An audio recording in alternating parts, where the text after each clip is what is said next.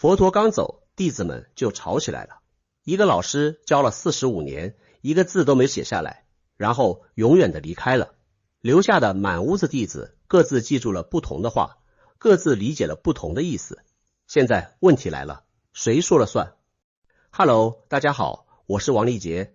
今天这期我们要讲佛教史上第一次也是最关键的一次组织行动——王舍城劫集。这件事发生在佛陀入灭之后的第一个雨安居，距今大约2500年。从表面上看，它是一次教法整理大会，500位阿罗汉聚在一起，把佛陀说过的话集体背诵、核对、确认，形成最初的经藏和律藏。但如果你只看到这一层，你就会错过整件事最精彩的部分，因为在这场劫集的背后，藏着一个贯穿佛教2500年的根本难题。你凭什么判断哪些是佛陀的真实教法？凭修正的深度，还是凭记忆的广度？凭你悟到了多少，还是凭你听到了多少？这个问题是由两个人的冲突引爆的。一个是大迦叶，头陀第一，苦行修正最深的人，他常年在森林里独自修行，不常跟在佛陀身边，但他的修行深度被佛陀亲自认可，甚至有佛陀与他伴坐而坐的传说，就是佛陀把自己的座位让出一半给他坐。在整个僧团里，大迦叶的威望来自一个字：正。他正到了，他亲自走到了那个地方。另一个是阿难，多闻第一，佛陀25年的贴身侍者。佛陀讲过的每一句法，阿难几乎都在场，而且他的记忆力被公认为僧团中最强。有多强呢？后来他在劫集中背诵出的内容，500位阿罗汉逐句核对，基本没有异议。阿难的资本来自另一个字：闻。他听到了，他完整的记录下了那些声音，一个修行最深的人和一个记忆最全的人，在佛陀到底说了什么这件事上，他们之间产生了巨大的张力。这个故事的起点要从佛陀入灭后的那段时间说起。佛陀在居士那罗入灭的消息传开后，大迦叶正在从外地赶往现场的路上。据律藏记载，他在途中遇到了一个外道行者，从对方那里得知佛陀已经去世了。大迦叶的第一反应不是悲伤，而是紧迫感，因为他马上想到了一件事：佛陀说过的法，此刻还只存在于弟子们的记忆里，如果不赶紧整理，这些记忆会随着时间流逝而变形、遗失、被篡改。但更让大迦叶警觉的是一个细节，他在路上还听说有一个叫须跋陀罗的年老比丘，在听到佛陀去世的消息后，非但没有悲伤，反而说了这样的话：你们不要难过，以前那个大沙门在的时候，总是说这个不能做，那个不能做，现在他走了，我们终于自由了，想做什么就做什么。这句话像一根针刺进了大迦叶的心里，他意识到佛陀刚走，就已经有人在欢呼自由了。如果不趁现在，趁着佛陀的教导还清晰地留在一批核心弟子的记忆中，把它固定下来，那用不了多久，佛法就会被各种人按照自己的喜好去改编、去扭曲、去稀释。于是大迦叶做了一个决定，他要在佛灭后的第一个雨安居召集一次大规模的劫集，地点选在王舍城，也就是今天印度比哈尔邦的拉杰吉尔，在毗婆罗山旁的七叶窟，护持者是摩揭陀国的阿舍世王，就是上一期我们讲过的那位弑父篡位，后来又成为佛陀最重要护法者之一的国王。大迦叶召集了500位已经证得阿罗汉果的比丘，注意这个门槛，只有阿罗汉才能参加。这不是一场开放的学术会议，这是一个由最高质量的修行者组成的封闭审定委员会。大迦叶的逻辑很清楚，只有亲自走到那个地方的人，才有资格判断佛陀的话有没有被记错。可是这个门槛恰恰把一个最关键的人挡在了门外。阿难，他是佛陀的侍者，听过的法比任何人都多，记忆力也最惊人，但他有一个在大迦叶看来不可回避的硬伤。佛陀去世的那一刻，阿难还没有证得阿罗汉果，他只是须陀洹初果，离最终的解脱还有距离。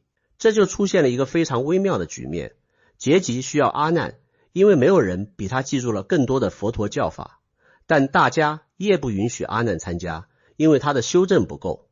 修正不够的人能不能做佛陀教法的合格传话者？记忆再好，如果你自己还没有彻底看透，你怎么保证你记住的不是自己的理解，而是佛陀的原意？但反过来，如果你修正够了，但没怎么听过佛陀说法，你能补上那些你根本不在场的教导吗？这个矛盾是无解的。但大迦叶选择了一个非常决绝的处理方式，他当众列举了阿难的数条过失，这些过失在不同的律典中记载不完全一致，有的说4条，有的说6条，有的甚至说9条，但核心的几条是共通的。第一条，阿难在佛陀临终前未能请求佛陀继续住世，佛陀曾3次暗示修习4神足的人可以住世一劫，但阿难3次都没有回应，没有开口请佛住世。第二条，佛陀临终时说过一句话，僧团在我走后可以废除小小戒，但阿难没有追问佛陀到底哪些是小小戒。这个模糊的遗言后来成了佛教分裂的定时炸弹。什么是小小戒？没人知道，因为阿难没问。第三条，阿难曾经恳请佛陀允许女性出家，建立比丘尼僧团。大迦叶认为这件事导致了正法衰微。当然，从今天的视角来看，这一条充满了时代局限性，但在当时的语境下，它被当作一个实实在在的过失来追究。第4条，阿难在照顾佛陀的日常起居中有过一些不周到的小事，比如整理佛陀衣物时用脚踩到了僧衣。大迦叶当众宣布了这些过失，并要求阿难在僧团面前忏悔。你可能会问，大迦叶这是在打压阿难吗？是权力斗争吗？这个问题2500年来一直有争议。从一个角度看，大迦叶确实在用自己的威望压制阿难，而且他选择的那些过失有些明显带有苛责的意味。但从另一个角度看，大迦叶可能有更深层的用意，他是在用极限施压的方式逼阿难在正量上突破。因为接下来发生的事情几乎是整个佛教史上最戏剧性的场面之一。结局前一天的晚上，阿难知道自己明天必须参加，但他还没有证得阿罗汉果。那一夜，他拼命用功，在经行和禅坐之间来回切换，精进到了极限，但始终进不去，就是差那么一步，他越使劲，离那个门越远。最后他累了，决定躺下休息。就在那个瞬间，就在他的身体正在倒下，头还没碰到枕头的那个间隙里，他悟了。这个细节被记载在多部律典中。他不是在打坐时悟的，不是在经行时悟的，是在放弃的那一刹那。当我要正果这个念头彻底松开的时候，他证到了阿罗汉果。这像不像你自己的某些经验？越想睡越睡不着，越想放松越紧张，越追一个东西越抓不住，然后在你真正放下的那一秒，他自己来了。阿难用一生的多闻做了铺垫，又用一整夜的精进做了最后的冲刺，但最终让他突破的那个力量来自放下。修行的悖论就在这里，你必须全力以赴，但最终让你到达的是你松开手的那个瞬间。第二天，阿难走进了七叶窟，结集正式开始。大迦叶主持，阿难负责送出佛陀讲过的法，也就是后来的经藏。优波离，持戒第一的弟子，负责送出佛陀制定的戒律，也就是后来的律藏。500位阿罗汉一一核对，确认无误后，教法就被固定下来。这就是我们今天读到的所有佛经开头第一句话的来源，如是我闻。如是我闻4个字，我是阿难，闻是他听到的，如是是这样，他在说我是这样听到的，不是佛陀说，不是真理是，而是我听到的是这样。你感受到这4个字的分量了吗？他不是在宣称真理，他是在标注一个传话的起点。他提前承认了一个事实，这些话经过了一个人的耳朵和记忆，可能有偏差。这是2500年前就埋下的一颗认知谦卑的种子。有位观众在评论区说了一句话，我觉得特别精准。他说，阿难记住了佛陀几十年讲法的每一句话，这在阿赖耶识看来是背景信息太多导致的降智，而其他人只接触到佛陀教法的一个切面，反而因为专注更快的正果了。这个观察极其犀利。阿难的多闻是他最大的资产，也是他最大的负担。他知道太多了，以至于那些知识本身成了一堵墙，把它和直接的证物隔开。而其他弟子，比如大迦叶，接触到的法可能远不如阿难全面，但他们把有限的法用到了骨子里，反而先抵达了终点。这就是闻和证的根本差异。知道不等于做到，记住不等于消化，看过菜谱和做出好菜完全是两回事。而阿难在结集前夜的顿悟，恰恰发生在他把多闻这个包袱卸下的那一刻。但故事到这里还没结束，结集这件事本身还有一个不太被提起的暗面。七叶窟里面是500阿罗汉在结集，但七叶窟外面还有另外一批人。据律典记载，富楼那尊者带领数千名比丘在七叶窟外另行进行了一次结集，后世称为窟外结集。为什么？因为他们对大迦叶的某些决定不满，尤其是在戒律问题上，大迦叶主张严格保守，一条不改。但富楼那认为，佛陀说过可以废除小小戒，既然佛陀都开了口，为什么不能灵活调整？大迦叶的回答也很干脆，他说，既然没有人确切知道哪些是小小戒，那与其冒险改错，不如一条都不改。他说的大意是，如果我们废除了不该废除的戒律，外道会嘲笑说，佛陀在世时有戒律，佛陀一走，戒律就没了。你看，这里面的逻辑是不同的。大迦叶的逻辑是安全第一，宁可保守也不出错。富楼那的逻辑是忠于精神，佛陀既然开了口，就应该尊重他的遗愿，两边都有道理，两边都不完美。而这个分歧就像一颗种子，100年后长成了佛教历史上第一次真正的大分裂。上座部和大众部的分家根源就在这里，但这是下一期的故事了。现在让我们退回来，看一看第一次结集留给我们的更深层的东西。第一次结集本质上做了一件什么事？他把一个活人的口述教法变成了一个集体认证的文本系统。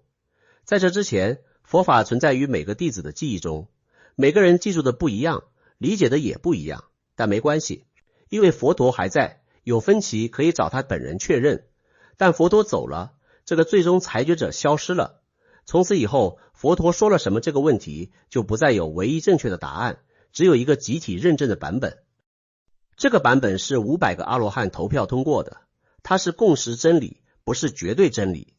你有没有觉得这个场景特别眼熟？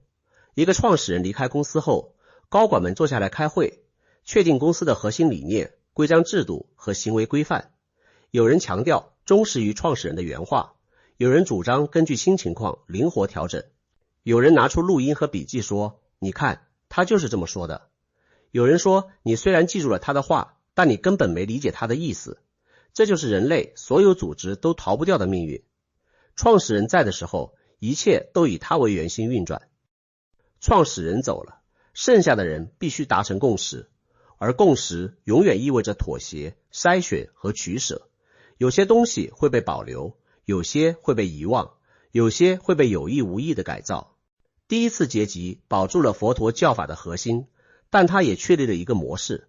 从此以后，佛法的权威不再来自一个活生生的觉者，而来自一套集体认证的文本和传承制度。这个转变的意义怎么高估都不为过，它意味着佛法从一个人的觉悟变成了一群人的记忆，而记忆这东西会衰减，会变形，会被后来者重新解读。但也正是因为它变成了一套可传承的系统，佛法才有可能跨越2500年，传到今天你我的耳朵里。如果佛陀的法只存在于他自己的觉悟中，那他会随他的入面而消失，连一句如是我闻都不会留下来。所以第一次结集是一个悖论，它通过固化来保存，但任何固化都意味着某种程度的失真。就像你把一条活鱼做成标本，鱼的形状保住了，但鱼的生命力消失了。而佛法能不能活着传下去，就取决于后来的每一代人能不能从那个标本里重新看见那条活鱼曾经游过的方向。我在前面几期一直在用的那个校准锚点概念，它的意义在第一次结集这里变得格外清晰。每当后世出现新的经典、新的学说、新的宗派，我们都要回来问一个问题，这个新东西和佛陀在菩提树下看到的那个东西是近了还是远了？而我们之所以能问这个问题，是因为2500年前的一个雨季， 500个人坐在一个山洞里，把一个人的声音变成了所有人的记忆。大迦叶和阿难的故事，表面上是2个人的冲突，实际上是修行深度和教法保存之间的永恒博弈。你需要大迦叶来守住标准，否则什么人都可以说佛陀说过这句话，但你也需要阿难来保存内容，否则再高的标准也无法运作，因为你没有可供审查的原材料。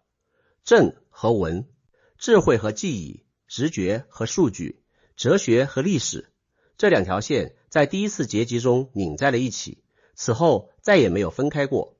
佛教后来2500年的所有故事，本质上都是这2条线之间不同比例的配方。有些时代偏向了正，比如禅宗说不立文字，直指人心；有些时代偏向了文，比如玄奘跑到印度，把经书一卡车一卡车往回运，但没有任何一边可以独自成立。你只有正没有文，你的觉悟传不出那个山洞；你只有文没有正，你背下来的文字只是一堆死掉的符号。佛法活了2500年，靠的不是某一边的胜利，而是这2边在每一代人身上的动态平衡。好了，第一次结集的故事讲到这里，但我想在最后留一个问题给你。大迦叶当年坚持一条戒律都不改，他的出发点是保护佛法的纯洁性。但你有没有想过，如果当时他采纳了佛陀废除小小戒的遗言，如果他允许一定程度的灵活调整，佛教后来的历史会不会完全不同？那场100年后的大分裂，是不是从第一次结集的这个决定开始，就已经埋下了种子？你觉得忠于一个老师的最好方式，是一字不改地复述他说过的每一句话，还是理解他想表达的东西，然后用自己的方式继续往前走？这个问题其实不只是佛教的问题，它是每一个传承都必须面对的问题。想想你自己，你从你的师长、父母、前辈那里继承了什么？你是在复制他们的答案，还是在延续他们的提问？你对今天讲的第一次结集有什么想法？大迦叶和阿难之间的张力，你更理解谁的立场？你自己在学习任何东西的时候，是更像大迦叶那种少而深的路线，还是更像阿难那种博而广的路线？欢迎在评论区告诉我。我是王立杰，我们下期见。